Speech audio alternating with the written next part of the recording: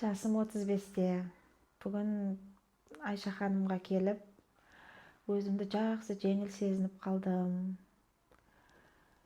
Алда тағы да келемін деп үміттеніп отырмын. Камерадан сөйтіп ұялып қалғанымды білемін ғой. Жоқ, просто мақұл былай қояйын. Просто андай неге бұл да бір қорқыныш қой камерада.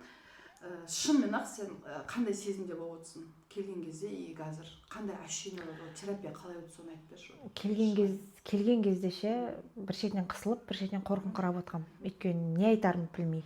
Бірақ енді білем ғой не сұрақ қоярымды.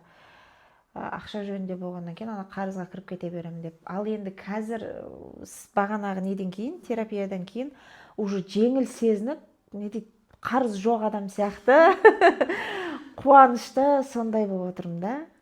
Кәдімгідей жеңіл сезініп отырмын ғой. Терапия өзің ойындағандай өтті ме? Иә. Денең андай қандай нелерің бір нәрсе босағандай болды ма?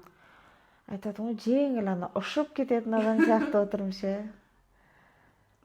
Бірінші кезде бірақ андай болды енді қорқыныш, қалай болады, не болады деген сияқты да. Нақты жеткізе алам ба деген сияқты. Жоқ, одан кейін қазір. Иә, маған көп сүйік адамдар да келеді, бірақ оны мен өзім методикалармен шығарамын. Дәл солай. Иә.